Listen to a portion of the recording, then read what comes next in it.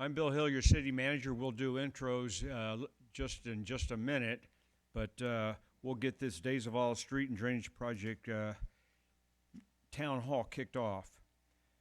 Before we get started, we've given you a little piece of paper, and it's got a few highlights on here, but it's also got some bullets that are left blank. If you want to take some notes, it's just it's a sheet that you can use if you want to jot down some notes, questions, and stuff, and work through that later.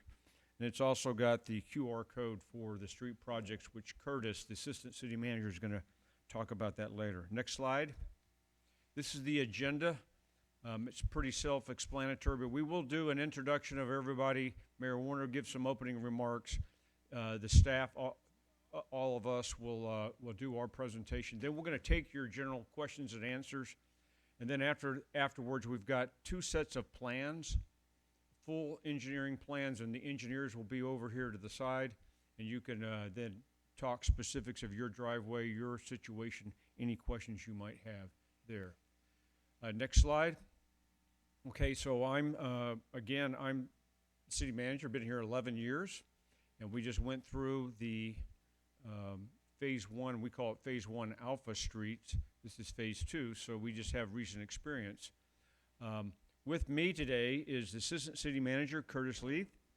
He's been here 10 years, and he's been a large part of the continuity and the coordination between the engineers and the contractors and the city staff and the residents. So in this Days of Allah project, he's going to have a pretty huge role. Not to forget about our other teammate, we've got Greg over here, who is our fire captain, and he's here to provide us with protection and just lots of love and care. With us from City Council, we've got Mayor Warner, and we'll introduce him formally later. We have Alderman Powers over to the rear. We have Alderman Maggie Kautz over here, and we have Pete Miller. Where's Pete Miller? Alderman Pete Miller over here, and Mayor Pro Tem Conrad Kuykendall over here. So almost the entire city council team. You can ask them questions as we move forward. At this point in time, I'm going to introduce Mayor Warner. He's been our mayor for about 10 years, and before that, many, many years on planning and zoning, and prior to that, he was a couple terms on city council as well.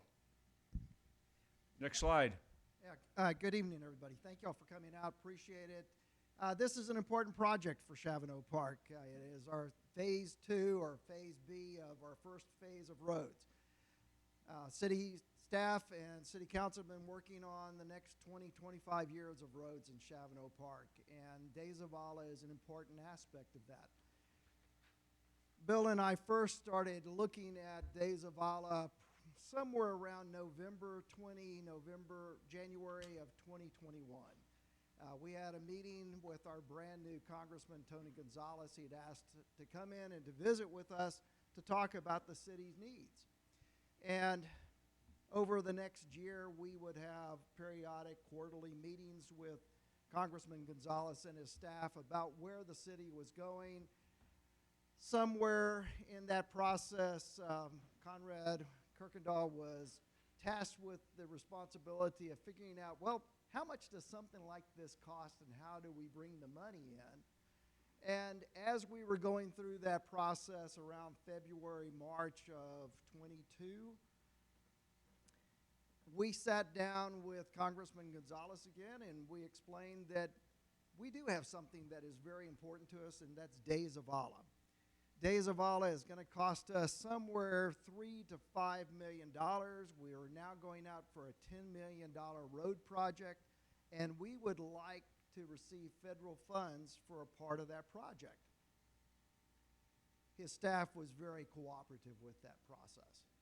And over time, we were able to get through the appropriations process $4 million because our congressman happens to be on the appropriations committee. And he gets a certain number of earmarks, and Shavano Park was one of those earmarks. In fact, I think it was the largest grant that has ever been provided to the city of Shavano Park in its history. That money is shaping money.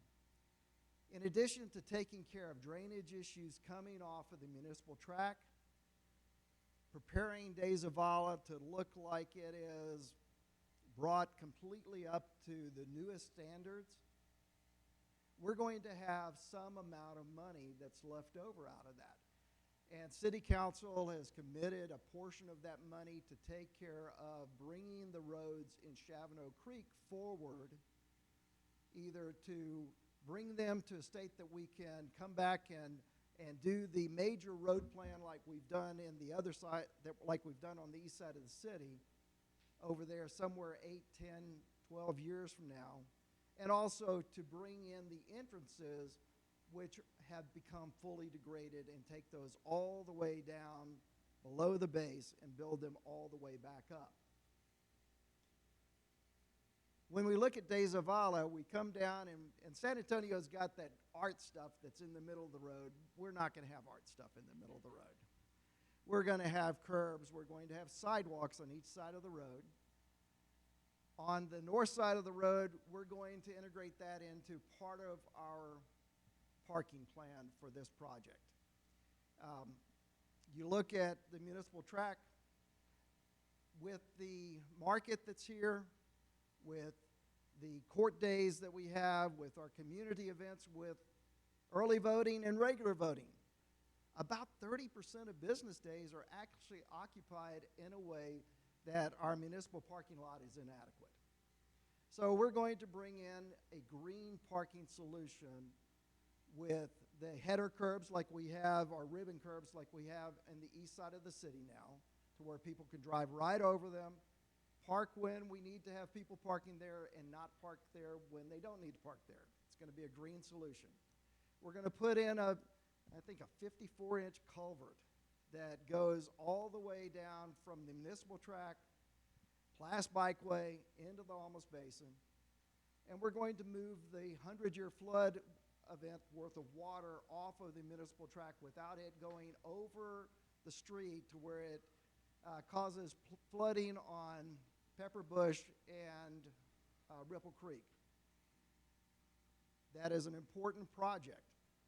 That is a significant portion of this overall use of funds. We're going to have bike lanes, and at the end of the day, you're going to go through there and we'll do some greening on both sides of the road.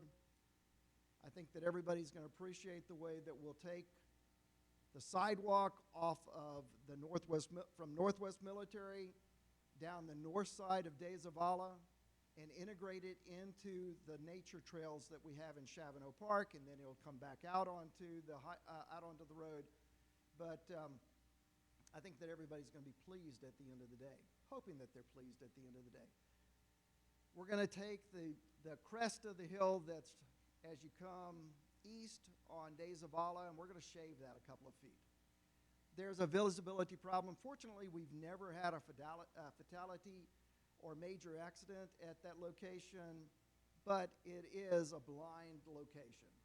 And so we're going to bring that closer, if not into complete standards that are engineering standards right now. I know that y'all are going to have some questions during the process. I'm assuming that after the presentation is probably the best time to take questions, but if you have something that is exigent, please raise your hand, and I might have the microphone so that y'all can raise any questions that you have as we go along. So glad that you're here. We're videoing this. So if you've got friends that were not able to make it here, and here's Carlos. Good to see Carlos showing up. You can watch the video if you had any questions coming out of it. I don't think we gave y'all pens and pencils for taking notes, but hopefully this will help you to remember some of the stuff as you finish up. Bill? Thank you, Mayor. Next slide here. This is the timeline for the project. It's a plan like all plans. Most of them don't survive first contact with the enemy. And we don't know who the enemy is at this point in time, but we do have at least a basic plan. So today is 12th November. We have a town plan. We have a milestone date of 25 November for the engineering plans to be 100% complete. Bobby, are we going to meet that? Okay. In federal approval is contingent upon the environmental assessment. So, like all federal projects, it's a lot more complicated than you think it is. We've been working on we've had the plans at 90% for 6 months. And we did do some changes in terms of the parking and then what we're trying to do with integrating the parking into the situation. And we've included the Shavano Creek piece of that into the environmental assessment. But we got that turned in about 2 weeks ago. It takes a couple months, so we're looking at federal approval in January. Once we get the complete green light, it's going to move very rapidly. So that could be January, that could be February. Hopefully it won't be later than that. But basically, within a couple weeks of federal approval, we'll release a request for proposal. We'll get bids. I think we got 6 or 7 bids on Phase 1 Alpha previously. And it was a $4 million range in the cost differences between the lowest bid and the high bid, just so you're tracking. So it's good to bid that out. We will take the recommendation after it's scored to City Council for approval. After they approve it, we'll enter into an agreement with them, a contract. The key thing is they will come up with a projected construction time, say it's April, May. We will have a pre-construction meeting similar to this where we actually bring the contractor in. The guy that's actually going to do it will have more fidelity on the plan, the timelines, and that's where the rubber meets the road, where you really get the question answered. So we think it's about a 12-month project. With any luck, the bottom line is summertime next year it starts and it finishes less than a year later. Any questions on the timeline there before we jump to the real meat of the briefing? Okay, I'm going to turn it over to the engineer and we'll roll from there. Good evening. My name is Bobby Torres. I'm department manager at CED. I've been in the industry for about 27 years now. I've been with CED for 11. I am the lead on the project. I brought with me one of my engineers, Andy Caruth. There's one other engineer involved, Chris Otto. He's the senior engineer for the project. He was not able to make it tonight, but he's also available in the future if any questions arise.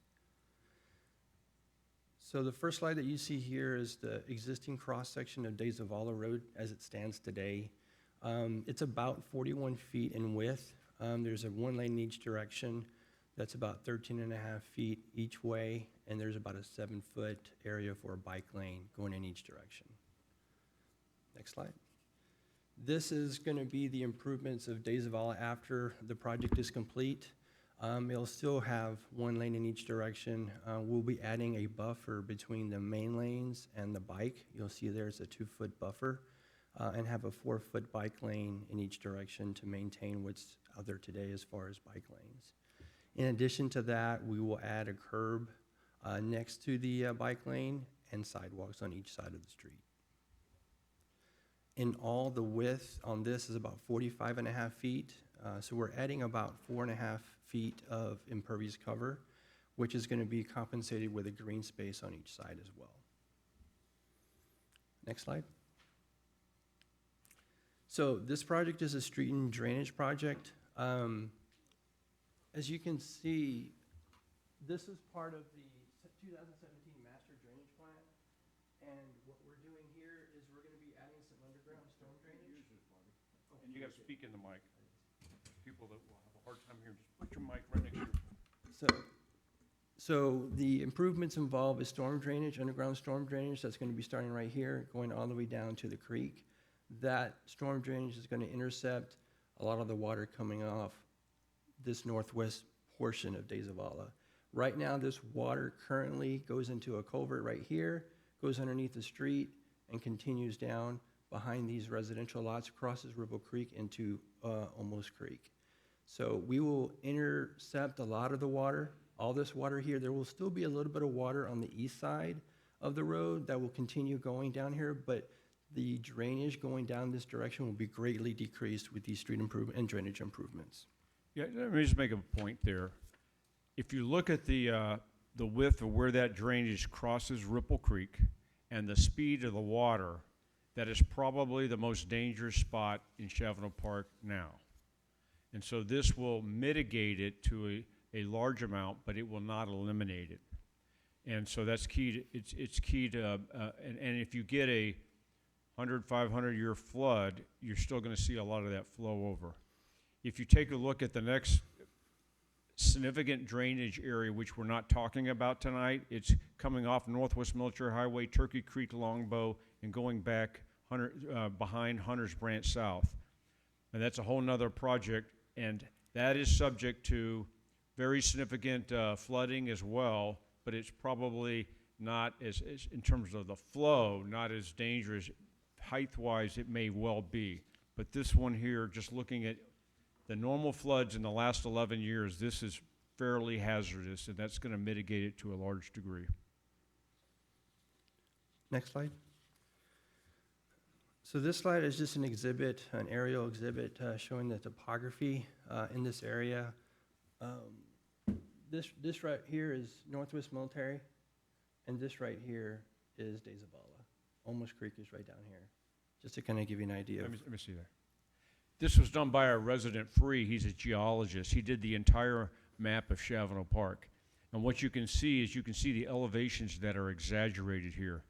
And if you're talking, what I was just mentioning a minute ago was this part right here. That goes across Turkey Creek, Longbow, right in here. So you can see that's a pretty big elevation change. But right here is where we're looking at mitigating in this project right here. You can see there's a pretty significant elevation change here, and then right here. So the water flows from the Municipal Tract south towards De Zavala. It all funnels into across at Ripple Creek, and that's what it's going to be pushed down the road in Ripple Creek instead of across the road, down Ripple Creek and then over. It's going to be collected to a large degree at that culvert in the middle of the road and then taken down the street. Does that make sense? The next slide will show it. Okay. Yeah. So this kind of explains a little bit what Bill was just mentioning. So right now, the drainage is going to be coming on this side of De Zavala, collecting. Right now, it collects in this intake. It goes underneath the street, daylights out over here, and then continues on behind the residential lots, and then eventually winds up in Olmos Creek. What we're going to be doing is we're going to intercept the water here, take it into some box culverts, take it into a junction box, and then from there it's going to go into a 54-inch pipe down the street all the way down to the culverts. Next slide. So we talked about shaping the hill immediately west of Bikeway Lane, and this is kind of like a profile of that. So you can pretend this is Bikeway Lane here. If you're looking west down De Zavala, this is what you see right here. There's a hill that limits your sight distance to 255 feet. Technically, that's not enough length for a vehicle to stop in time. If somebody were to come out on Bikeway and stop in the middle of De Zavala, they wouldn't have enough time to stop with that hill. So with this project, we're going to be shaving the hill down so that it goes down to here. That'll allow somebody in the vehicle here to see a further distance, which is 317 feet. It's about 62 more feet. But that extra distance will allow a vehicle to stop in time if needed, if someone were to come out to the street and for whatever reason stay right there and not move. So that's a really big safety improvement with this project. Next slide. So this is the additional parking area that we're going to be adding on the Muni track. I know many of you probably know that you've used it for the early voting and other events that you have here. So there's already parking kind of already happening in this area. This is a layout of what we're proposing to do. Now, this is not exactly what is supposed to be shown. So this is both trees that we're saving and trees that will need to be removed in order to add this amount of parking. In all, we have about 108 parking spaces within this area, and then we have another 69 that are going to be going down De Zavala. And you can see here, the parking that we're adding goes all the way to the culverts that we're proposing, and the parking that we're adding here is taking into account trees. So there'll be no trees removed along De Zavala, and we also have to keep in mind power poles that are along the way and signage as well. So in all, there'll be 69 additional spaces along De Zavala, and then add on the other 108 just immediately adjacent to this tract right here. So I want to talk about this a little bit. City Council has been considering additional parking behind City Hall overflow and looking for parking solutions maybe for 8 or 10 years, at least. And what we know is that we want to do something environmental friendly, so it's not pavement, it's not asphalt. But we still have the challenge to market and make sure we have a efficient and organized parking scheme. So we have had the engineers survey it out before. We have the capability of roping it off and putting cedar post out there. It's very labor intensive. People don't always use it. And then we use white chalk before, and people sometimes follow it, sometimes they don't. But we're going to be looking at putting some sort of permanent marking down there, but creating the pervious cover so that water can continue to soak into the aquifer and do all that. Grass can grow on it, and it'll look environmental friendly. So the ultimate solution for that, we're still working with the engineers on that. We've gone through several iterations of parking examples to leave it like it is, go to option 2, which eliminates some trees, go to option 3, which eliminates even more trees.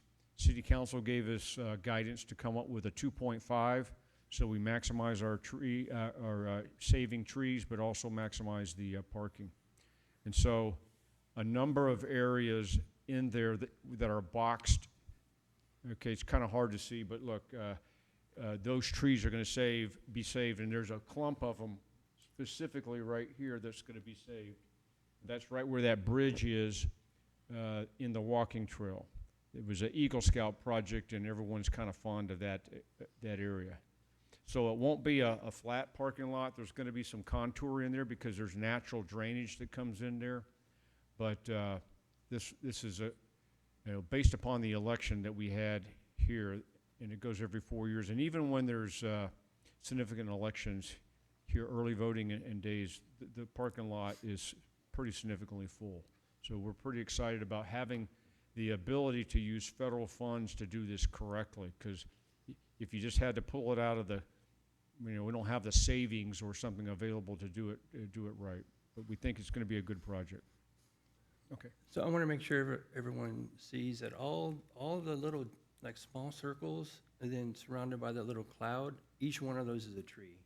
So a tree is that circle and then this cloud around it. So you can see here that the design layout of this parking lot was specifically done to save trees. There's a cluster here, big cluster here. This is where the bridge is that Bill was mentioning, and then a lot more trees here and all around the perimeter. So we know how important trees are, and we're definitely doing our part to save as many trees as we can. Question?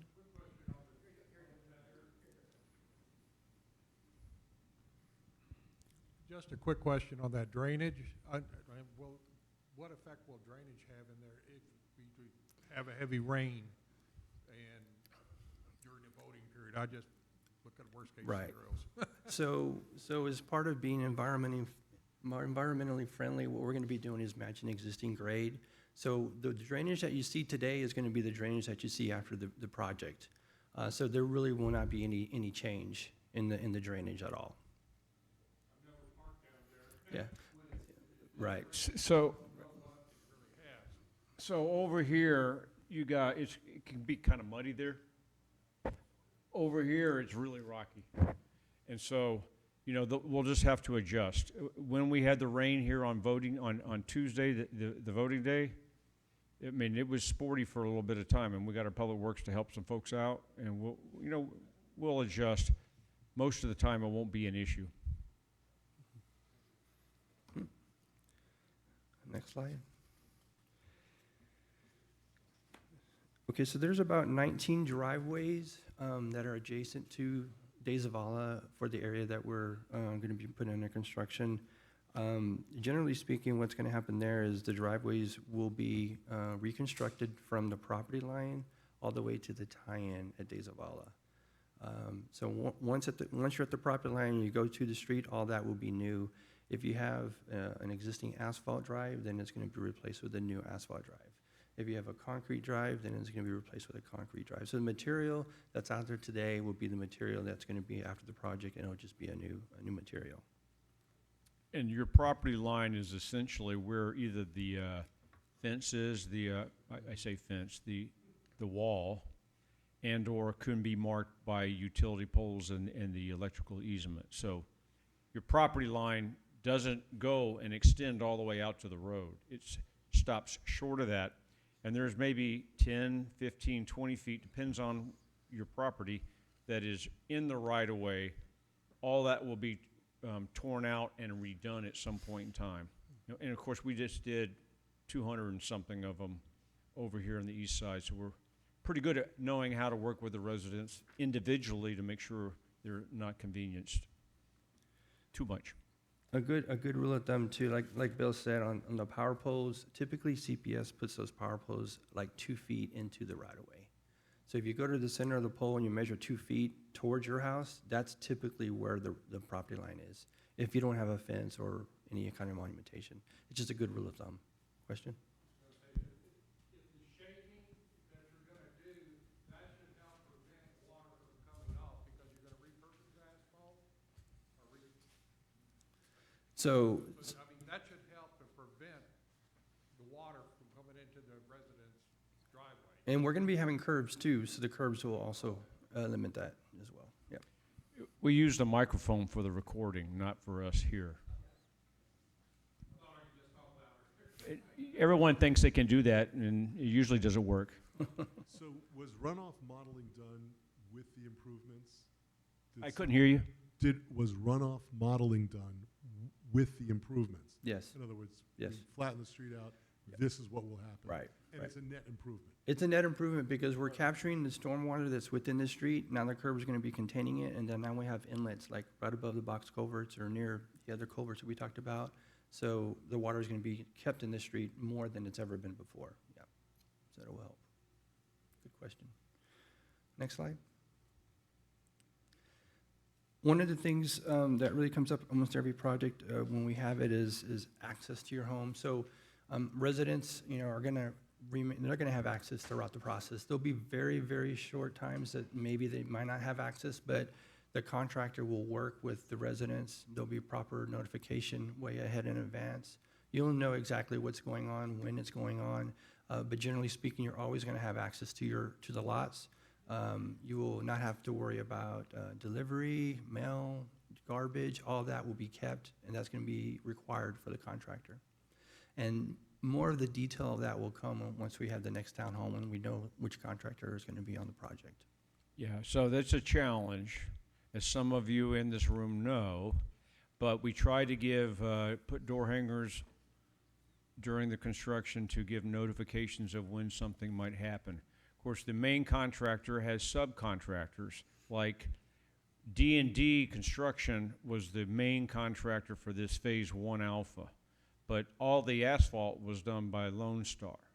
So they might schedule something Monday or Tuesday thinking that's what's going to happen, and then if Lone Star gets hijacked somewhere else, then there's change one. But we'll do the best we can to communicate that. Literally, the project foreman or supervisor's phone number, cell phone number, was readily available to everybody all the time, and there's no guarantee we'll use the same contractor, but that contractor, he actually answered the phone, so pretty responsive, and or he got back to you. So it's not without hiccup, and there are some times where it's challenging, but we try to work through it. Rain plays a big part of it. If it doesn't rain, it's a lot easier. Okay. Next slide. So as far as mailboxes, there really will be very limited conflict with mailboxes. We're only adding a few feet onto the existing road as it stands today, but if there are any conflicts, if we can move the mailbox, we'll move it. If we can't move it, we'll put a temporary. If that's the case, then once the project is done, we'll replace it with like material. If it has material that's fancy and it's going to be hard to replace, we'll try and salvage that material to reuse it so that at the end of the day, the product is going to look the same or better than it was before. There was a number of mailboxes that were brick or mortar, rock or something like that. Stone. We did our best to pick them up and move them. Sometimes they broke in half, but they were rebuilt, I think, pretty much to the satisfaction of the residents. So we work with you on that. We need to. Next slide. As we discussed before, mail delivery will not be an issue. That will continue every day. That will not be a problem. That will be a requirement for the contractor.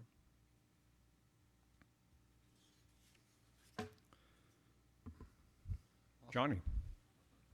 Well, I'm Johnny Villarreal. I'm the Public Works Director here at Shavano. I've been here a little over a year now, year and 3 or 4 months. So we'll be doing this work in-house.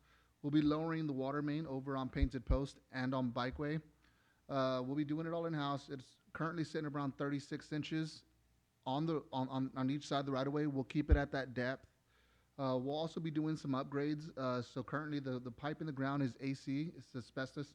We'll be upgrading it to a 6-inch PVC line, and also we'll be sleeving the line as well, putting a casing in the road for future updates. If there's any breaks in the line, any kind of repairs that may or may not need to be made, we'll be able to access it from the right-of-way, being able to cut the pipe and pull it out of the roadway, so that way we salvage as much as possible on the road. We don't want to be interfering with anything on the road. Once we get in, we want to do this work, and this work will actually be done before construction starts. So when construction's already going in, our lines will be well ahead of it. We're looking at a time between both crossings, give or take a month, and that's being generous with time. Our crews are really good and have all the confidence that we'll get it done with little to no interruptions with residents. And if we need traffic control, we'll definitely be working with our either RPD or a contractor at that. Next slide, please. Also, CPS, gas, there are no conflicts with the gas currently speaking, so we're good to go there. We'll also be avoiding any conflicts with utility poles. We're not going to be bothering with any of that. And as far as telecommunication and fiber lines, we're going to do our best with the project to avoid anything on that. All line locates will be done. Everything will be potholed. I don't think there'll be any conflicts in that area as well. So this is a very broad, basic phasing of construction, but generally speaking, what's going to happen is we're going to start where the existing ground is. We're going to work our way down, right? So we're going to shade that hill that we talked about west of Bikeway Lane. And then once that's done, then we'll go ahead and install the utilities. That's the deepest part of the project. Work our way back up. Once we complete the utility work, we'll do the excavation of the street. We'll do the curbs. We'll do the rest of the street along the entire stretch between La Selma and De Zavala, and then we'll do the sidewalks. The overflow parking will probably happen near the end of the project. It could be continuous with some of the other work, but generally it'll be probably towards the end of the job. The next slide is going to be briefed by the assistant city manager. I'm going to turn it over to him because he's going to be the communications link with the general public. Go ahead, Curtis. Thank you, Bill. So yeah, there's a lot of questions you might have that we don't have answers to exactly yet. So where we're going to, as we move forward here in the couple months and we actually get the contractor, and we're going to figure out the exact order the days of all will be reconstructed. Like, we have an idea of the phasing, but of course we want an experienced contractor to come in and tell us the best way to tackle some of the challenges with the project. We'll be able to tell you exactly when we can do construction in front of your home if you live on De Zavala, if you're one of the HOAs, on there, that when that road will be closed, if night work's going to be necessary, how traffic control will be handled. We can already anticipate there's going to be a lot of traffic control required on this as that culvert's being installed in there. A lot of those challenges, we're going to be relying on an experienced contractor to help us out on those, of course. And then what detours will be set up throughout construction. While as we move through all these challenges, the best way to stay up to date while we are active on social media and we put things in the Roadrunner, the quickest, fastest way is to get text alerts from us. If you scan this QR code up here, you don't have to create an account. You don't have to create a password, download an app. It just fills in a text message to this number for you, and you just say, yes, I want to actually sign up. You can stop it at any moment if we get too spammy. If you're no longer, the project's moved past you and you don't care about it anymore, you can remove yourself really easily. And we also have several other texting groups. We've got handouts up here after we break with all the QR codes. We have groups for water, if you're a water customer. We have groups for emergency alerts. You only get an alert if there's actually an emergency. We're not going to use road construction as an emergency, but if we had a police and fire true emergency in the neighborhood that we wanted to get word out. But that is the fastest and best way to stay up to date throughout the project. I will just add that the city's information push, the primary means that we push information now is through this Text My Gov, and we have different QR codes to do that. So if you haven't signed up, I encourage you to do that. Next slide. Okay, so that's we can go back to any slide you want, but we're going to open it up for general questions and answers, and we've got the engineers here, we've got the mayor here, myself, we've got Public Works Director. I apologize to the engineer and the Public Works Director for not introducing you earlier, but hey. So this was not done with a grant proposal, or what kind of document was done in order to get this approved? What kind of documents, what? I mean, this is not a grant, right? This was an ask. No, this is a grant. We This is a grant. applied, we've actually already applied for the grant. We got it approved through the Appropriation Committee. We had to put another application into HUD, which is Housing and Urban Development. We got that approved, and so now we're waiting on the specific environmental assessment. And who wrote the grant proposal? Curtis and I.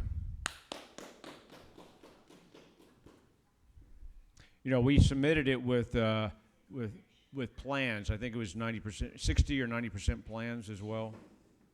So. And so you save, with your work, you save the city how much money? It's a $4 million grant. And how much we pay you a year? Less than that, right? Less than $4 million? Less than $4 million. Cool. All of your diagrams there had from almost, but it didn't show any. Okay, that's all right. My voice is loud enough. Remember, this is for the audience that we're going to tape record, and it's going to be on the website. Okay, Bill. He said the last statement was from Olmos to Lock Hill, Selma. That's where we live, and will the same format take place after you lower the hill and everything? Correct. Yeah, so the project does not go to Lock Hill, Selma. I mean, the drainage portion of that. The asphalt does, and the sidewalk bike lane will go from Northwest Military Highway to De Zavala. Just like you had in the figure there, it'll go from Bikeway all the way to Lock Hill. Yes, but the drainage only goes from basically Municipal Tract to that low water, you know, where that bridge is, that's I there. understand the drainage. I just want to see how Lock Hill's going to be developed. All the Yeah, way. so we're going to tie into where they finished their project there at the intersection of Lock Hill and De Zavala. Yes, I represent the De Zavala Estates homeowners. Pardon me.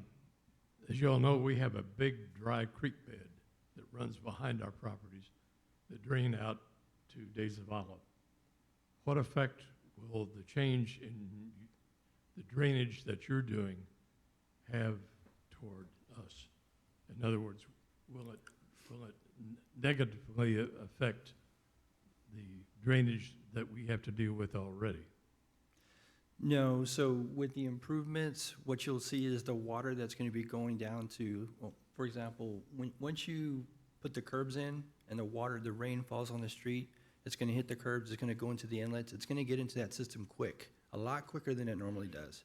So what's going to happen is some of the water initially is gonna go into the culverts, get into the creek, and go already leave before the rest of the water comes. So it's not gonna have a negative impact. It's actually gonna help. It's gonna kind of lower the peak of the storms. No, no. Yeah, you're north of, De Zavala Place is north of De Zavala, and that's a huge, that's a relatively very large, not even a culvert, it's a drainage stream area there that has huge capacity. It doesn't mean that if there's a 500-year storm that the water coming from the north is not going to overflow that, because you can see where the 100-year floodplain is. It's actually in some of your backyards, the 100-year floodplain. And so when you have a 300-year flood or a 500-year flood, there's going to be some flooding that comes up there. This project should not influence it at all, because it's going to be downstream.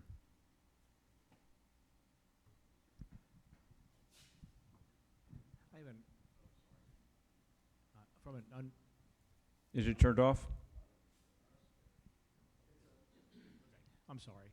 I have just a curious question from a business perspective. When you're doing these large projects, do we ever offer the contractor either a financial incentive for completing sooner or a financial disincentive when it goes over by a long range? I understand there are delays that are caused by weather and all, but it strikes me on these kind of road projects, I'm always surprised that we don't create the incentive to get them done as quickly as possible. So I'm just curious if we offer that. We can offer incentives. We usually don't offer incentives for sooner construction completion. We do usually put liquidated damages if they go over the time frame that we specified and they've agreed to. But we could do that if city We had a wants. contract with D&D, and we gave them 18 months or 24 months. And they're finishing 6 months ahead. They have incentive themselves to finish early, because the longer they're on the job, the less money they're making on another job. And there is a stipulation for if they can't meet the requirement, that they're penalized on a daily basis.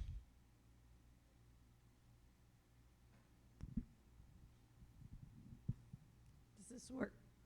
Okay. I have a question about response times. Based on your experience with the development, I guess it's 1A, and knowing that De Zavala is heavily trafficked, what do you anticipate in a reduction in response times for the fire and the police department during heavy when they're paving, when they've got detours and so on? Do you have numbers on that? We have no technical numbers on it, but what I can tell you is that throughout the construction process, there's going to be one lane each direction at all times. So there's not going to be a point where there's only one lane and we're having traffic stop on one end and then everyone goes through and then they take turns. There's going to be continuous traffic both directions as it is today. Even when we were doing large sections of the east side, there was almost always two-way traffic, except for when you were, and that was only 22 feet. This is, how wide is this now?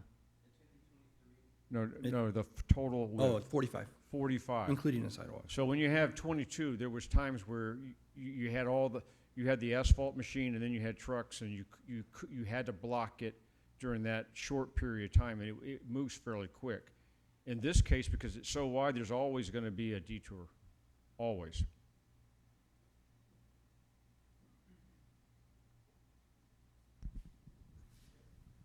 I noticed on the earlier pictures that showed the existing, it was 13 and a half feet, I believe, per lane that they allowed, and it's going to go down to 11 feet. Mm-hmm. And so my concern is, the bike lane is, the bike lane is going to be, I'm not a bike person, but I would dare say after, going down Northwest Military, I would be reluctant to drive a bicycle on those lanes. So I'm just that's my only thought is, Yeah. the bike lane is not gonna be probably wide enough Right. to accommodate it. So, yeah, the bike lanes can be a little more narrow than it was, what it is now, but we think it's more important to have the buffer. The buffer is gonna, let vehicles know that there's a space that you gotta stay away from, and it's gonna be striped, and so I think overall it's gonna be safer for the bike lanes, and it all does meet, code. Yeah, So, go and ahead. one of the things that we talked about this at city council, and one of the things that Chris Otto, the chief engineer, explained to us was that when you make the lanes smaller, not as wide, that actually people slow down.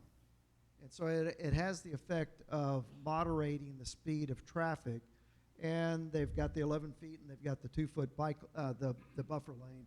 And so we're hoping that it actually brings the traffic flow down from 35. And I'm sure that all of you have driven down De Zavala, and you've noticed that when that light starts to flash, almost always the people put on their brakes, which is exactly what we want to do and why we put those things in to start with. But what we have been told by Chris is that at 11 feet, people are actually going to drive a little bit slower and more carefully. If I can add on to that, as we progressively get older, I'm over 70, I'm not as quick at centering the car in the traffic lane. So that's why I noticed it, and I'm concerned about bicyclists. That I don't drift, but it's just. No, that is a very Older good people do concern. that. And I think what the engineers told us that, I don't know how scientific it is, but if it's narrower, people tend to pay more attention because they don't want to drift. And if the 2-foot thing, I'm a biker. I bicycle. I haven't biked in a while, but I bike quite a bit. And so you pick times where it's not heavy traffic, so you don't take, when you get on the streets, you're not putting your life at high risk. And there's a bike lane on De Zavala and on George Road I use all the time, and they don't have that 2-foot buffer. Having a 2-foot buffer would be a huge improvement if they were doing that in San Antonio. So I'm very pleased with the 2-foot. I drive down De Zavala to work every single day. Almost every day I see a biker or a runner on that shoulder. It's not, the current shoulder is meant to be a shoulder. We kind of put bike lanes there. This will be an improvement.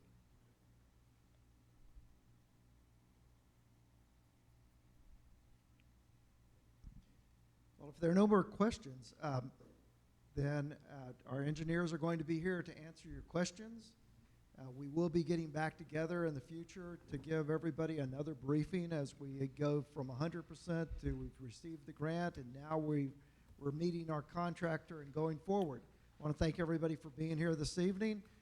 As always, if you have any questions, please give any of the council members, Bill Hill or me, a telephone call. Thank you all very much for being with us. And I just will add, there's an individual plan that's engineered for each driveway, and even the De Zavala place area there.